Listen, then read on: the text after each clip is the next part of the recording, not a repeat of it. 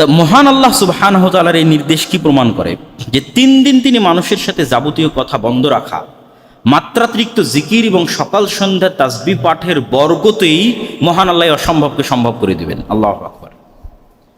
আর এই 3 দিনের মধ্যেই তার স্ত্রী গর্ভবতী হবেন। মানুষ যদি জীবনে বড় কিছু অর্জন করতে চায় তাহলে অতিরিক্ত জিকির এবং সকাল সন্ধ্যার তাসবিহ পাঠের কোনো বিকল্প নেই। আল্লাহ জাকারিয়ার জন্য এত বড় অসম্ভবকে সম্ভব করে দিচ্ছেন, অপ্রয়োজনীয় কথা বন্ধ, জিকির আজকার এবং সকাল সন্ধ্যা তাসবিহ। তো আপনার জীবনেরও অনেক অসম্ভব আল্লাহ সম্ভব করে দিতে পারে জিকির দিয়ে, অনেক অসম্ভবকে আল্লাহ সম্ভব করে দিতে পারে সকাল সন্ধ্যা তাসবিহ দিয়ে। এর চেয়ে শক্তিশালী এবং এর চেয়ে পাওয়ারফুল অন্তত বর্তমান পৃথিবীতে কিছু নাই সকাল সন্ধ্যার জিকিরের চাইতে। আর সর্বশ্রেষ্ঠ জিকির পবিত্র কোরআন। ওয়াইদ ক্বালাতিল মালাইকাতু ইয়া মারইয়াম ইন্নাল্লাহা আসতাফাকি ওয়া তাহহারাকি ওয়াসতাফাকি আলা নিসাইল আলামিন। এবার মূল ঘটনার প্রেক্ষাপট তৈরি করা সম্পূর্ণ। এবার আল্লাহ মারিয়ামকে বলছেন ফেরেশতাদের মাধ্যমে, হে মারিয়াম, ইন্নাল্লাহা আসতাফাকি, আল্লাহ তোমাকে বাছাই করেছেন, ওয়া তাহহারাকি, এবং আল্লাহ তোমাকে পবিত্র করেছেন, ওয়াসতাফাকি আলা নিসাইল আলামিন, আর আল্লাহ তোমাকে বাছাই করেছেন সারা পৃথিবীর সকল মহিলার উপর। তো দুইবার বাছাই করার অর্থ কি? ধারাবাহিকভাবে আমি বলে যাচ্ছি। স্মরণ করুন সেই সময়ের কথা যখন ফেরেশতারা বলল, হে মারিয়াম, বাছাই করেছেন এটা প্রথমবার তার মায়ের মানতের কবুলিয়াতে মসজিদ আকসার খেদমতের জন্য বাছাই করেছেন, যা মূলত তার মায়ের মানতের কবুলিয়াত ছিল। আর তিনি তোমাকে তোমার মায়ের দোয়া অনুযায়ী শয়তানের প্ররোচনা থেকে পবিত্র করেছেন। আর মারিয়াম আলাইহিস সালাতু ওয়াস সালামের সর্বোচ্চ পবিত্রতা কি ছিল? শারীরিকভাবে আল্লাহ তাকে পবিত্র করেছিলেন হায়েজ এবং নিফাস থেকে। তিনি কখনো কোনোদিন হায়েজা হননি এবং তার নেফাস হয়নি সন্তান প্রসবের পর। আর শারীরিক পবিত্রতার সর্বোচ্চ স্তর ছিল আল্লাহ সুবহানাহু ওয়া তাআলা তাকে পুরুষের সংস্পর্শ থেকে চিরদিনের জন্য পবিত্র করেছিলেন। আর মানসিকভাবে আল্লাহ সুবহানাহু ওয়া তাআলা তোমাকে সকল গুনাহ এবং গুনাহের চিন্তা থেকে পবিত্র করেছে। আর এইভাবেই মহান আল্লাহ সুবহানাহু ওয়া তাআলা এবার দ্বিতীয়বার বাছাই করছে, ওয়াসতাফাকে আলা নিসাইল আলামিন, সারা পৃথিবীর সকল মহিলার মধ্যে আল্লাহ তোমাকে বাছাই করেছে পিতাবিহীন ঈসা আলাইহিস সালাতু ওয়াস সালামের মা হওয়ার জন্য। সমগ্র পৃথিবীর সকল নারীদের মধ্যে আল্লাহ তোমাকে বাছাই করেছে।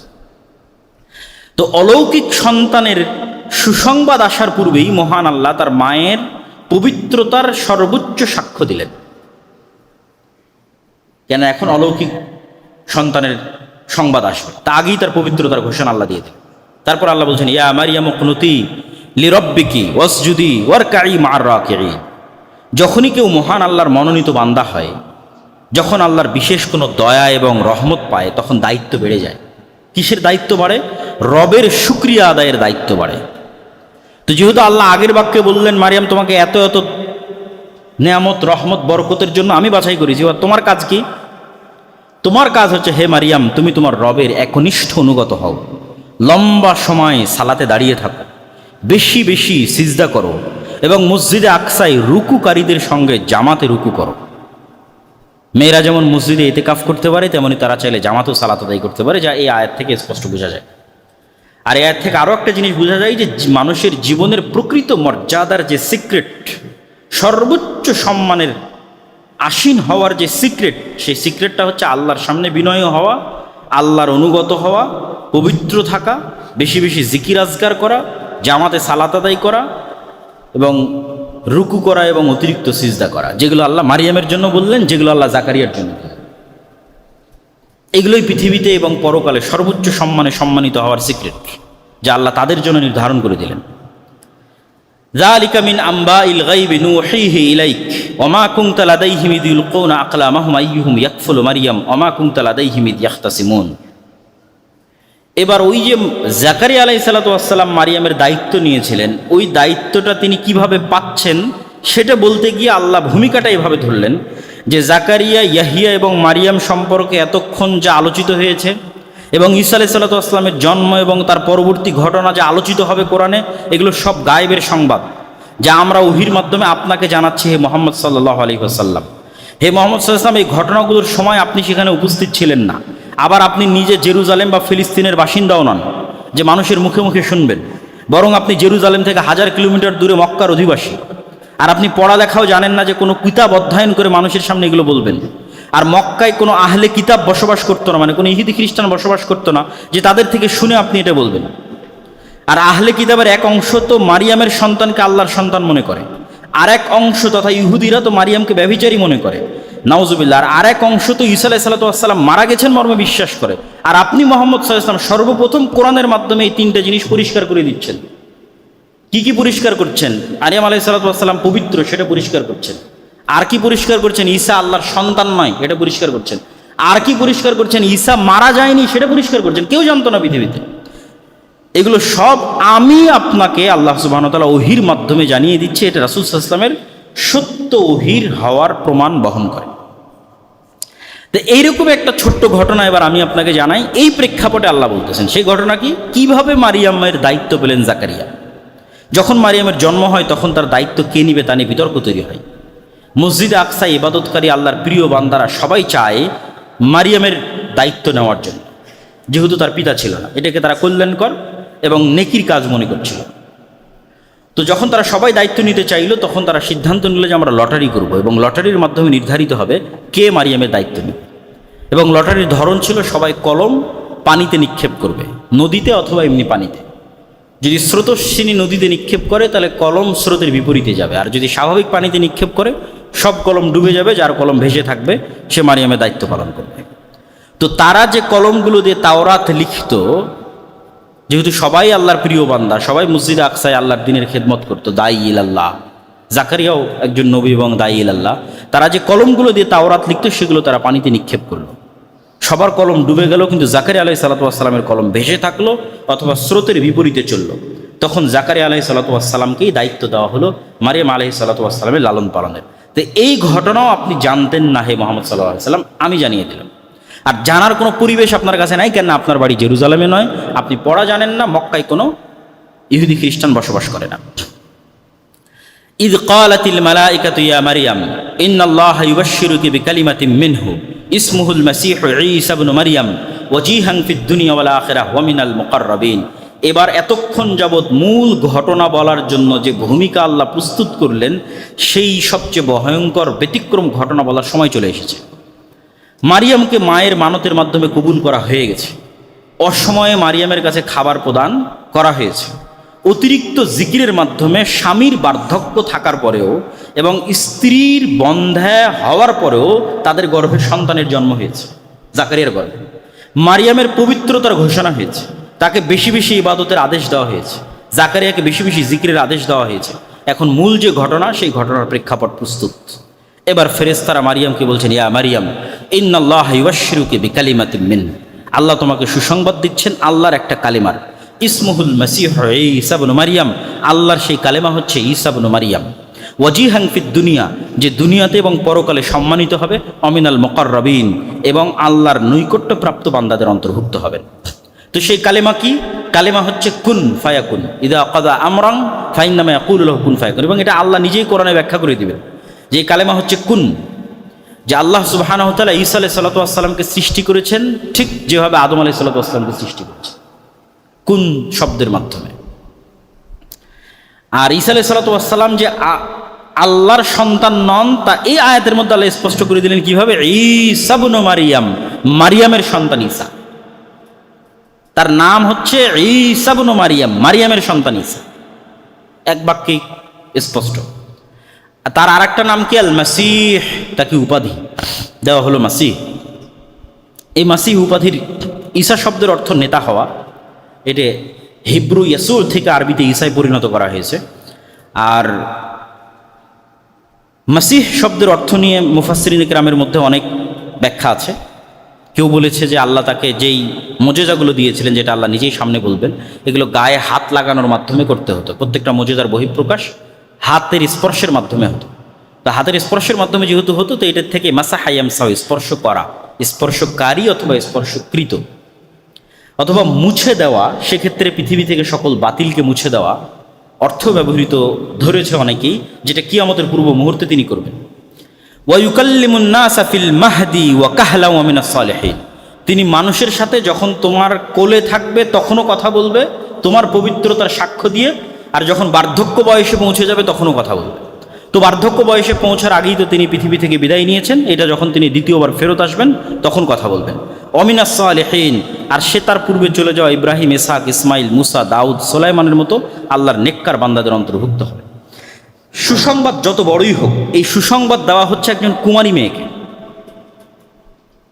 বাহ্যিক দৃষ্টিতে তার কাছে এটা মাথায় আকাশ ভেঙে পড়ার মতো। তাই এত বড় সুসংবাদ পেয়েও, অনেক বড় সুসংবাদ, আল্লাহ অনেক কিছু বললেন, তোমাকে একজন সন্তান দিচ্ছে, ঈসা আছে, এই অনেক কিছু হবে, কিন্তু বলা তো হচ্ছে একজন কুমারী মেয়েকে। তো এটা সুসংবাদের চেয়ে তার মাথায় তো আকাশ ভেঙে পড়ার মতো। তখন তিনি বিস্ময়ের সাথে বললেন, ক্বালাত রাব্বি আন্না ইয়াকুনু লি ওয়ালাদ, হে আল্লাহ, কিভাবে আমার সন্তান হতে পারে, ওয়ালাম ইয়ামসাসনি বাশার, আমাকে এখন পর্যন্ত কোনো পুরুষ স্পর্শ করেনি। ক্বালা কাযালিকা আল্লাহু ইয়াখলুকু মা ইয়াশা, আল্লাহ এভাবেই যা ইচ্ছা তাই সৃষ্টি করতে পারে। এবং আল্লাহ সুবহানাহু ওয়া তাআলা পৃথিবীতে আরও অসংখ্য প্রাণীর মধ্যে পুরুষের সংস্পর্শ ছাড়া সৃষ্টির উদাহরণ রেখে দিয়েছেন। যেমন বর্তমান বিজ্ঞান প্রমাণ করে যে সাপ, টিকটিকি, হাঙ্গর, মাছ এবং বিভিন্ন পোকামাকড়ের অনেক প্রজাতি আছে, এবং উদ্ভিদ জগতেরও এমনও গাছপালা আছে যেগুলো পুরুষের সংস্পর্শ ছাড়াই, পরাগায়ন ছাড়াই নতুন গাছ, নতুন সাপ, নতুন টিকটিকি তাদের জন্ম হয়ে যেতে পারে। এই বিজ্ঞান দ্বারা প্রমাণিত। তো মহান আল্লাহ সুবহানাহু ওয়া তাআলা ইয়াহইয়া আলাইহিস সালামের জন্মের ঘটনায় যেই বাক্য ব্যবহার করেছেন সেই বাক্যের থেকে একটু পরিবর্তন করে এখানে ব্যবহার করলেন। জাকারিয়া অভিযোগ করল, আল্লাহ কেমনে সন্তান হবে? আল্লাহ বললেন, আল্লাহ যা ইচ্ছা তাই করতে পারে। আর এখানে বললেন, আল্লাহ যা ইচ্ছা তাই সৃষ্টি করতে পারে। কেননা এই সৃষ্টিটা একদম নতুন সৃষ্টি। জাকারিয়ার ক্ষেত্রে তো আইন লঙ্ঘন করা হয়নি, স্বামী স্ত্রীর মাধ্যমেই সন্তানের জন্ম হয়েছে, যতই বার্ধক্য। ফলত এটা সম্পূর্ণ নতুন সৃষ্টি নয়। আল্লাহ ওখানে বলে যে আমি যা ইচ্ছা তাই করতে পারি, এখানে বলে যে আমি সম্পূর্ণ নতুন সৃষ্টি, যেমন আদমকে নতুন সৃষ্টি করেছি, সম্পূর্ণ কুন কালেমার মাধ্যমে, হও এই কালেমার মাধ্যমে। ইদা কদা আমরাং ফাইন্নামা ইয়াকুলু লাহু কুন ফায়াকুন। এবার আল্লাহ নিজেই বলে দিচ্ছেন ওই কালেমাটা কি। আল্লাহ যখনই কোনো কিছু করার, সৃষ্টি করার ইচ্ছা পোষণ করেন, তখন দুনিয়ার যে নিয়ম, এই নিয়মগুলো আল্লাহর নির্ধারিত নিয়ম, আল্লাহ এই নিয়মগুলো সৃষ্টি করেছে। তো এই নিয়মের বাইরে গিয়ে তো আল্লাহ এগুলোকে প্রথম সৃষ্টি করেছে। এখন নয় আমি বীজ প্রথম বপন করতে, তাই বীজ হচ্ছে। প্রথম ধান কিভাবে হয়েছে, কোন বীজ থেকে প্রথম ধান হয়েছে, কোন ডিম থেকে প্রথম মুরগি হয়েছে, ওগুলো সব কুন দিয়ে হয়েছে। তারপরে তো এই নিয়ম আল্লাহ তৈরি করে দিয়েছে যে এর বীজ থেকে এর বীজ, এর বীজ থেকে এর বীজ এভাবে হতে থাকবে। কিন্তু প্রথম যখন মানুষ হয়েছে কিভাবে হয়েছে, কুন। তো ঠিক তেমন ঈসা আলাইহিস সালাতু ওয়াস সালাম আল্লাহ সুবহানাহু ওয়া তাআলার কুন এই শব্দের ভিত্তিতেই আল্লাহ সুবহানাহু ওয়া তাআলা তাকে সৃষ্টি করেছেন। ইউআল্লিমুহুল কিতাবা ওয়াল হিকমাতা ওয়াত তাওরাত আল ইনজিল, সে শিক্ষা দিবে মানুষকে কিতাব, হিকমত, তাওরাত এবং ইনজিল, তথা সে নবী হবে। এবং সে শুধু নবী নয়, সে রাসূলও হবে। ও রাসূলান ইলা বানি ইসরাঈল, সে বানি ইসরাঈলের জন্য রাসূল হবে। এবং সে মানুষকে ডাক দিয়ে বলবে, হে মানুষ শোনো, আল্লাহ আমাকে কি কি মোজেজা দিয়েছে। ইন্নী আখলুকু লাকুম মিনাত তিন কাহাইয়াতিত তৈরি, সে একটা মাটির খণ্ড নেবে। এগুলো সব সুসংবাদ ঈসা আলাইহিস সালামের জন্মের আগেই মারিয়ামকে বলা হচ্ছে যে ঈসা এগুলো করবে। সে মানুষকে ডাক দিয়ে বলবে যে এই যে আমি মাটির স্তর হাতে নিলাম এবং এখানে আমি ফু দিব, এই মাটি এখান থেকে পাখি হয়ে আকাশে উড়ে যাবে। ওয়াউবরিউল আকমাহা ওয়াল আবরাস, যে জন্মগত অন্ধ তার চোখে আমি এভাবে বিসমিল্লাহ বলে হাত দিব, বিইজনিল্লাহ, আল্লাহর অনুমতিতে ওর অন্ধত্ব ভালো হয়ে যাবে। যে কুষ্ঠরোগে আক্রান্ত আমি তার শরীরে হাত দিব বিসমিল্লাহ বলে, ভালো হয়ে যাবে। ওহিল মাউতা বিইজনিল্লাহ, সবচেয়ে আশ্চর্য হচ্ছে আমি একদম মৃত মানুষকেও জীবিত করতে পারবো। ঈসা আলাইহিস সালাম বলবেন এবং তিনি বাস্তবে করেছেন। তো মৃত মানুষকে তিনি বিসমিল্লাহ বলে জীবিত করবেন। ও উনাব্বিউকুম বিমা তাকুলুনা ফি বুয়ুতিকুম ওয়া মা তাদাখিরুন, আর কে আজকে কি খেয়েছে বাড়িতে আর কার বাড়িতে কি আছে সব বলে দিতে পারবেন। এবং এই পয়েন্টেই মূলত ঈসা আলাইহিস সালামের সাথে তার অনুসারীরা ঠাট্টা করত। এই পয়েন্টটাতে যখন মুসা আলাইহিস সালাম এগুলো সব মুজিজা দেখালেন, তো মুজিজা দেখে মানুষের অন্তর নরম হয়ে ঈমান আনার কথা। কিন্তু বানু ইসরাঈলের ক্ষেত্রে যেটা বারবার ঘটেছে, বড় বড় মুজিজা দেখেও তাদের অন্তর নরম হয়। তো ঈসা আলাইহিস সালামের সাথে তারা এটা ঠাট্টা করতো। বারবার বলেন তো আজকে আমি কি খেয়ে এসেছি, বলেন তো আজকে কি এখনই আমি কি খেয়ে আসলাম, আজকে বলেন দেখে আমার বাড়িতে কি আছে। তো বারবার এই প্রশ্নের মাধ্যমে ঈসা আলাইহিস সালামকে মূলত ঠাট্টা করা হতো। কিন্তু তিনি বলতে পারতেন, কিন্তু এটা বলতে পারাটা তো মূল উদ্দেশ্য নয়। মূল উদ্দেশ্য তোমরা আমাকে নবী হিসেবে মানো এবং আল্লাহর আনুগত্য করো। কিন্তু ওইটার জন্য বারবার এসে বলতে থাকা, এটাই হচ্ছে নবীকে অস্বীকার করার শুরু। ومصدقا لما بين يدي من التوراة وليحل لكم بعض الذي حرم عليكم وجئتكم بآية من ربكم فاتقوا الله وأطيعون, আর আমি নতুন কোনো দাওয়াত নিয়ে আসিনি। মূসা আলাইহিস সালাতু ওয়াস সালাম যে দাওয়াত দিয়ে গেছে তাওরাতের মাধ্যমে, ওইটারই সত্যায়ন করতে এসেছি। একই কথা মুহাম্মদ সাল্লাল্লাহু আলাইহি ওয়াসাল্লাম বলেছে, আমি নতুন কোনো দাওয়াত নিয়ে আসিনি। তোমাদের কাছে ঈসা আলাইহিস সালাম যে দাওয়াত দিয়ে গেছে ইনজিলে, মূসা যে দাওয়াত দিয়ে গেছে তাওরাতে, ওটাই নিয়ে এসেছে। এটাই ঈসা আলাইহিস সালাম বলতেছে যে আমি নতুন কোনো দাওয়াত নিয়ে আসিনি, তাওরাতে যেটা আছে ওটাই। ওয়ালিউহিল্লা লাকুম বা'দাল্লাযী হুররিমা আলাইকুম, তবে তোমাদের আমলের কারণে আল্লাহ কিছু কিছু জিনিস তোমাদের উপর হারাম করে দিয়েছিল। ওই জিনিসগুলো আসলে হারাম হওয়ার যোগ্য নয় বা আল্লাহর বিধানে হারাম নয়, কিন্তু কিন্তু তোমাদের কারণে স্পেশালি হারাম করা হয়েছে, ওগুলো আমি কিছু কিছু তোমাদের জন্য হালাল করে দিই। যেমন উটের গোস্ত, চর্বি, এগুলো বানু ইসরায়েলের জন্য শাস্তিস্বরূপ হারাম ছিল। ইন্না রব্বি ওয়া রাব্বুকুম ফা'বুদু হাদা সিরাতুম মুস্তাকিম, এটাও ঈসা আলাইহিস সালামের কথা। আমি আর তোমরা তোমাদের সবার প্রতিপালক আল্লাহ, অতএব ইবাদত হবে আল্লাহ। এটা কেন বলা হচ্ছে? এত এত এত মুজিজা থাকার পর ঈসা আলাইহিস সালাম কি ইবাদতের যোগ্য? অলৌকিক জন্ম থেকে শুরু, মায়ের কোলে কথা বললেন, অলৌকিকভাবে জন্ম নিলেন, তার মায়ের কাছে অলৌকিকভাবে খাবার আসতো, জীবিতকে মৃত করলেন, মাটি থেকে উড়ন্ত পাখি তৈরি করলেন, সবার অসুস্থতা ভালো করে দিলেন, পুরো জীবনটাই অলৌকিকতায় ভরপুর। আবার জীবিত অবস্থায় আকাশে উঠে যাবেন। তাই এত অলৌকিকত্বের পরেও কি তিনি ইবাদতের যোগ্য? তখন উনি নিজেই বলছেন, ইন্নাল্লাহ রব্বি ওয়া রাব্বুকুম, নিশ্চয় আল্লাহ আমার রব এবং তোমাদের রব, আমি আল্লাহরই বান্দা, অতএব তোমরা আমার নয় আল্লাহরই ইবাদত করো। হাদা সিরাতুম মুস্তাকিম, আর এটাই হচ্ছে অতীত থেকে যুগ যুগ থেকে চলে আসা নবীদের দাওয়াত। একটা কথাই, রব্বি ওয়া রাব্বুকুম ফা'বুদুল্লাহ, সেটা তোমরা আল্লাহর ইবাদত করো। ফালাম্মা হাসসা ঈসা মিনহুমুল কুফরা ক্বালা মান আনসারি ইলাল্লাহ, এই যে বললাম যে তিনি এতগুলো মুজিজা দেখালেন, তো এই মুজিজা অন্যগুলো তো মোটামুটি মানুষের কাজে লাগে, কিন্তু ওই যে একটা মুজিজা যেটা মানুষ অপব্যবহার করা শুরু করলো, বলেন দেখি এখন কি খেয়ে আসলাম, বলেন দেখি আজকে আমার বাড়িতে কি আছে, এই আচরণে ঈসা ইসলাম কষ্ট পেলেন এবং তিনি বুঝতে পারলেন যে মানুষ তার উপর ঈমান আনবে না, বরং কুফরি করবে, তাকে অস্বীকার করবে। তখন তিনি বললেন, একে তো মানুষ তার মাকে অপবাদ দিচ্ছে, ওই একটা অপবাদের বোঝা তো তার ব্রেনে মেন্টালি প্রেশার হিসেবে আছেই, বাকি এত মুজিজা দেখার পরও মানুষ তার উপর ঈমান আনতেছে না। মান আনসারি ইলাল্লাহ, হে আমার জাতি, বলো তোমাদের মধ্যে কে খালেসভাবে আমার সহযোগিতা করবে আল্লাহর সন্তুষ্টির জন্য। আনসারুল্লাহ, আল্লাহর সহযোগী হবে, আল্লাহর সন্তুষ্টির জন্য আমাকে সহযোগিতা করবে কে? ক্বাল আল হাওয়ারিয়ুনা, হাওয়ারিরা বলল যারা সাদা রঙের অধিকারী। তো শাব্দিক অর্থ হচ্ছে সাদা রঙের অধিকারী। কি সাদা রং? মুফাসসিরিন ইকরাম লিখেছেন তারা সাদা জামা পরতো এই কারণে, কেউ লিখেছেন তারা ধোপা ছিল, কাপড়কে ময়লা থেকে সাদা করতো এই কারণে, কেউ লিখেছেন তাদের অন্তর সাদা ধবধবে ছিল, পরিষ্কার, নিষ্কলুষ হৃদয়, পবিত্র হৃদয়। তো 12 জন হাওয়ারি বলল, নাহনু আনসারুল্লাহ, আমরা আল্লাহর সন্তুষ্টির জন্য আপনার এই দিনের দাওয়াত কবুল করলাম, আপনার উপর ঈমান আনলাম। ওয়াশহাদ বিআন্না মুসলিমুন, যদিও প্রথম ঈমান এনেছে জাকারিয়া আলাইহিস সালাতু ওয়াস সালাম, প্রথম ঈমান এনেছে ইয়াহইয়া আলাইহিস সালাতু ওয়াস সালাম, এবং ইয়াহইয়া এবং ঈসা আলাইহিস সালাতু ওয়াস সালাম তারা একই সাথেই তৎকালীন পৃথিবীতে দাওয়াতি কাজ করতেন, 3-4 বছরের ছোট বড়। ইয়াহইয়া আলাইহিস সালাতু ওয়াস সালাম 3-4 বছরের বড়, আর ঈসা আলাইহিস সালাতু ওয়াস সালাম 3-4 বছরের ছোট।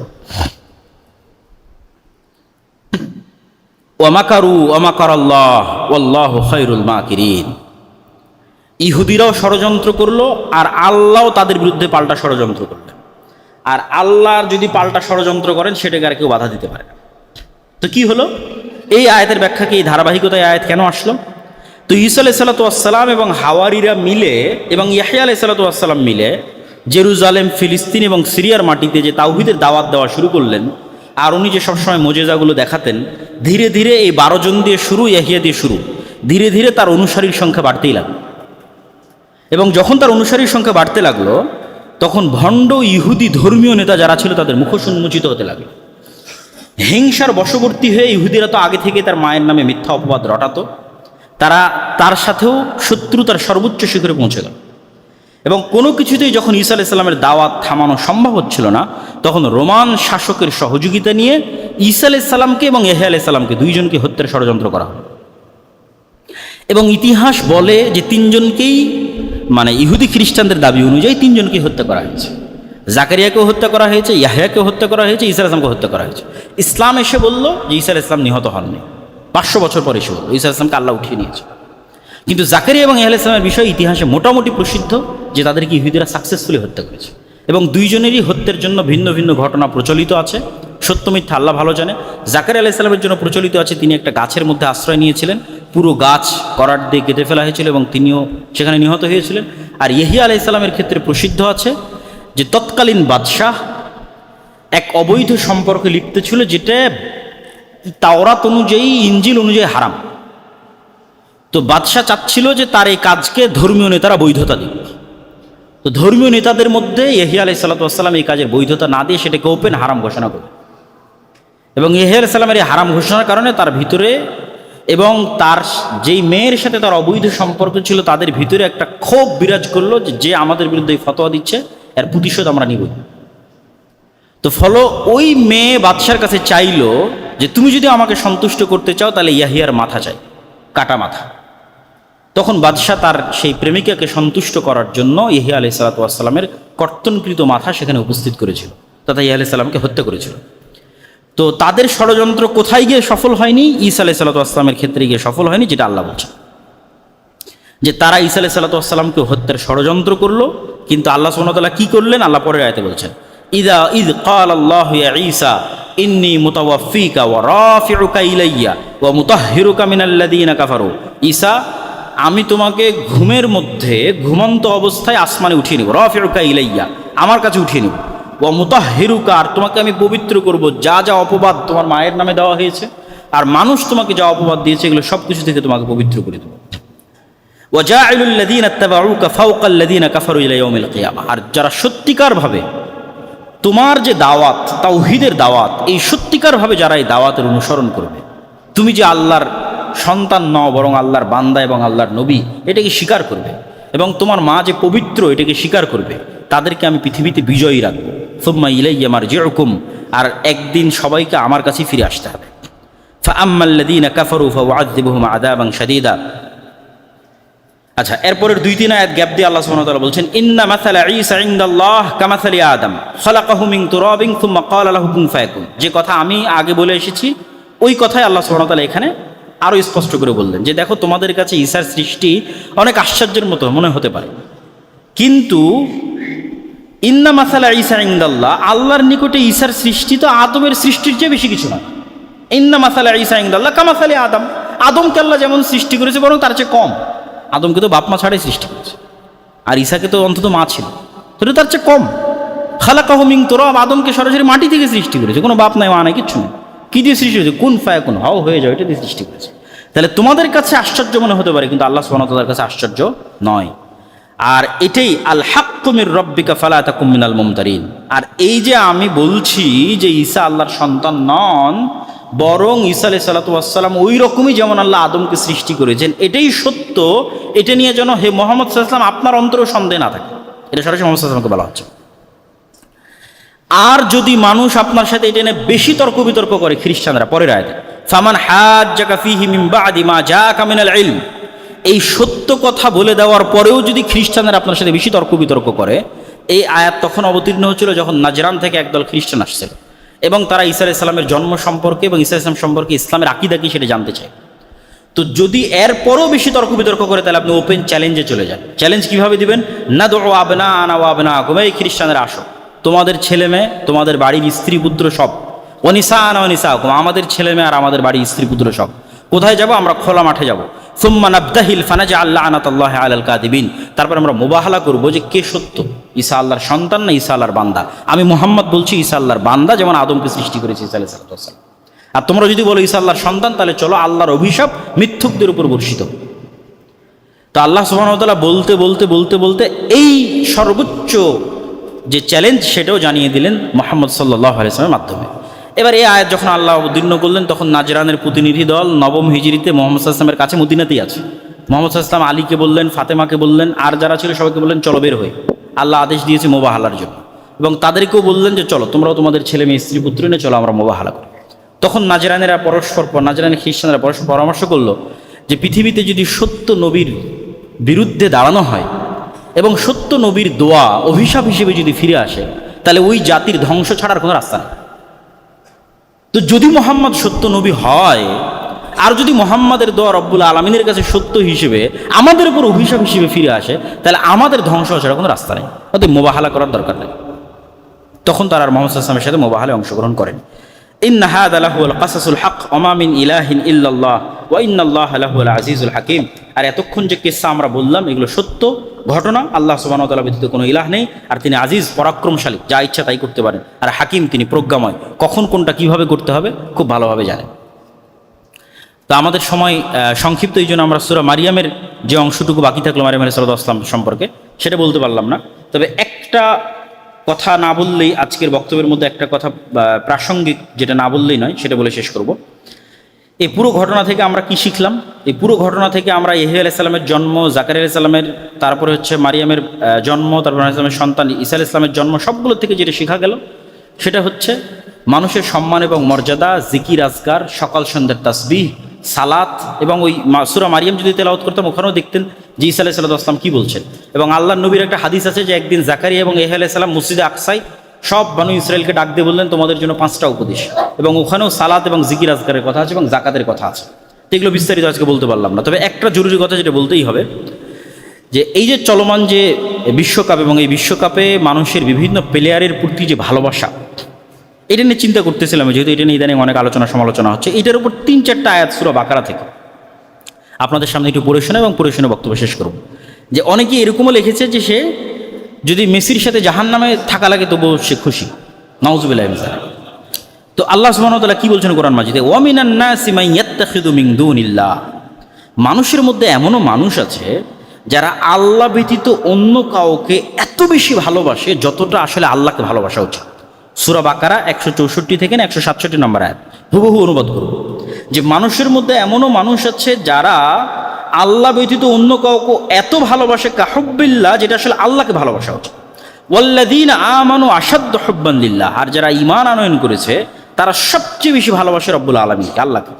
ওয়ালাউ ইয়ারাল্লাযীনা যালামু ইয ইয়ারাউনাল আযাবা আন্নাল কুওয়াতা লিল্লাহি জামিআ, যেই দিন আল্লাহর আযাব নেমে আসবে পৃথিবীতে অথবা কিয়ামতের মাঠে, সেই দিন এই সমস্ত জালেম পাপাচারী পাপিষ্ঠরা দেখতে পাবে যে আন্নাল কুওয়াতা লিল্লাহি জামিআ, সব ক্ষমতার মালিক আল্লাহ। যেই দিন এটা তাদের সামনে পরিষ্কার এবং স্পষ্ট হয়ে যাবে যে সকল ক্ষমতার মালিক আল্লাহ, ওয়ান্নাল্লাহ শাদীদুল আযাব, আর আল্লাহ যদি শাস্তি দিতে চান খুবই ভয়ঙ্কর শাস্তি দিতে পারেন, সেদিন কি হবে জানো? ইয তাবাররা আল্লাযীনা তুবিউ মিনাল্লাযীনা তাবাউ, সেই দিন অবস্থার ভয়াবহতায় মানুষ যাদের ফ্যান ফলোয়ার ছিল, মানুষ যাদেরকে ভালোবাসতো জান এবং প্রাণ দিয়ে, ওই সমস্ত যারা আমরা যেটা বলি ভাইরাল বলেন অথবা খুবই জনপ্রিয় বলেন, তো সেই জনপ্রিয় ভাইরাল অথবা যেটাই বলেন, যাদের মানুষ ব্যাপকভাবে ফ্যান ফলোয়ার ছিল, তারা যখন অবস্থার ভয়াবহতা দেখবে তখন তারা কি করবে? এদের থেকে নিজেদের সম্পর্ককে ছিন্ন করে নেবে। আমি তো জানি না এই কে। যখন অবস্থার ভয়াবহতা এতটা হবে, সেই দিন তাদের অনুসারীদের থেকে সম্পর্ক ছিন্ন করে নেবে। তা আমি যদি বাস্তব উদাহরণ বলি, মেসি বলবো আমি তো জানি না এই কে, যে বলছে আমি জাহান্নামেও থাকতে চাই। আল্লাহ বলছেন ইয তাবাররা আল্লাযীনা তুবিউ মিনাল্লাযীনা তাবাউ, যাদের ফ্যান ফলোয়ার, ওরা ওদের ফ্যান ফলোয়ার থেকে সম্পর্ক ছিন্ন করে নেবে অবস্থার ভয়াবহতায়। ওরা আউল আযাব, আযাব দেখে এত হতবিহব্বল হয়ে যাবে যে তাকাত্তাআতিল আসবাব, দুনিয়ার সকল উপায় এবং মাধ্যম ওই দিন ছিন্ন হয়ে যাবে। ওয়াকাল আল্লাযীনা তাবাউ, ওই দিন যখন ওরা বলবে যে আমি তো চিনি নাই কে, যে এত ভালোবাসা প্রকাশ করতেছে, আজীবন সেই গেঞ্জি গায়ে দিয়ে থেকেছে, বলেছে না আমি যেখানেই হোক তার সাথে থাকতে চাই, যেতে চাই, তখন ওর গুরুই যখন বলবে যে আমি তো চিনি নাই কে, হুইজি, কে সে, জানি নাই কে, কই থেকে আসো, আমি তো বলি না আমার অনুসরণ করতে, আমাকে মানতে। তখন কি হবে? যখন এরকম ছ্যাঁকা খাবে, মানে একদম খাঁটি বাংলায় বললে যখন এই ছ্যাঁকাটা খাবে, তখন এবার ফ্যান ফলোয়াররা বলবে লাউ আন্না লানা কাররাতাং ফানাতাবাররা মিনহুম কামা তাবাররা মিন্না, রে যদি দুনিয়াতে যাওয়ার সুযোগ পেতাম তাহলে আজকে যেভাবে সে বলল কে, একে তো আমি চিনি না, দুনিয়াতে ওকে গিয়ে বলে আসতাম আরে তুই কে, আমি তোকে চিনি না। আবার যদি দুনিয়াতে যাওয়ার সুযোগ পেতাম তাহলে আমিও একটু এরকম সম্পর্ক ছিন্ন করতাম যে ও কে আমি চিনি না, কেন আজ কিয়ামতের মাঠেও বলতেছে এ কে, আমি তাকে চিনি না। তাহলে যদি আবার কিয়ামতের মাঠে ফিরে যাওয়ার সুযোগ হতো, দুনিয়াতে আর যাওয়ার ফিরে যাওয়ার সুযোগ হতো, তাহলে আমরাও একটু চেষ্টা করতাম এই সমস্ত জনপ্রিয় ব্যক্তিদের থেকে একটু নিজের সম্পর্কটা ছিন্ন করে নিতে, দেখাতে একটু তাদের মুখের উপর যে আমি চিনি না তুমি কে। এখন কিয়ামতের মাঠে সে বলতেছে যে সে চিনে না আমি কে। কাযালিকা ইউরিহিমুল্লাহু আমালহুম হাসারাতিন আলাইহিম ওয়া মা হুম বিখারিজিনা মিনান নার, এইভাবেই আল্লাহ কিয়ামতের মাঠে মানুষের আমলকে তার সামনে আফসোস করে তুলে ধরবেন এবং পেশ করবেন। আল্লাহ সুবহানাহু ওয়া তাআলা আমাদের হেফাজত করুক, আল্লাহুম্মা আমিন।